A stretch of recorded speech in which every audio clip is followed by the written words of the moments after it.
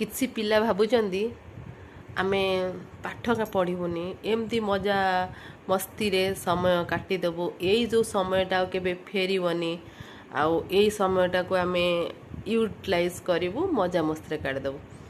ଆରେ ଥରେ ଭାବ, ଏବେ ସିନା ବାପା ମାଆଙ୍କ ପଇସାରେ ତୁମେ ମଜା ମସ୍ତି କରିବ, ୟୁଟିଲାଇଜ୍ କରିବ ସମୟଟାକୁ ମଜା ମସ୍ତିରେ, କିନ୍ତୁ ଏଇ ଯେଉଁ କମ୍ଫର୍ଟ ଜୋନ୍ଟା ତୁମକୁ ସବୁଦିନ ପାଇଁ ମିଳିବନି।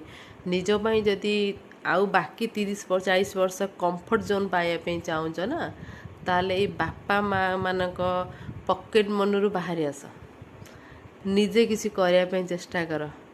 ଏଇ ଯେଉଁ କମ୍ଫର୍ଟ ଜୋନ୍ର ନଦୀରେ ପହଁରୁଛ, ସେ ନଦୀରୁ କିନାରାକୁ ଲାଗ, ଦୁନିଆକୁ ଦେଖ, ଷ୍ଟ୍ରଗଲ୍ କର। ସେଇ ଷ୍ଟ୍ରଗଲ୍ରେ ଯେତେବେଳେ ତୁମେ ଗୋଟେ ଜାଗାରେ ପହଞ୍ଚିବ, ସେଇଟା ହେବ ତୁମର ଗୋଟେ ସଫଳତା। ଆଉ ଏବେ ଯେଉଁ ଜାଗାରେ ତୁମେ ଅଛ, ସେ ଜାଗାଟା ସବୁଦିନ ପାଇଁ ତୁମ ପାଖରେ ରହିବନି, କାହିଁକିନା ସେ ଯେଉଁ ବାପା ମାଆ ତୁମର ଅଛନ୍ତି ନା, ସେ ସବୁଦିନ ତୁମ ପାଖରେ ରହିବେନି। ଆଉ ସେ ଗଲା ପରେ ତୁମେ ଯେଉଁ କାନ୍ଦ କାନ୍ଦିବ, ସମୟ ଆଉ ସେ ସମୟ ନଥିବ ତୁମ ପାଖରେ। ଏବେ ଯେଉଁ ସମୟ ଅଛି 18ରୁ 25 ବର୍ଷ ଯାକେ, ସେ ସମୟଟା ବହୁତ ଗୁରୁତ୍ୱପୂର୍ଣ୍ଣ।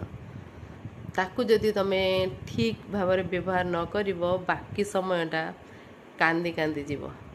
କାହିଁକିନା 25-30 ବର୍ଷ ପରେ ବାପା ମାଆ ତୁମ ପାଖରେ ନଥିବେ, ଯେଉଁ ଯଦି ବି ଥିବେ ତାଙ୍କ କାପାସିଟି ତୁମକୁ କମ୍ଫର୍ଟ ଜୋନ୍ ଦେବା ପାଇଁ ନଥିବ।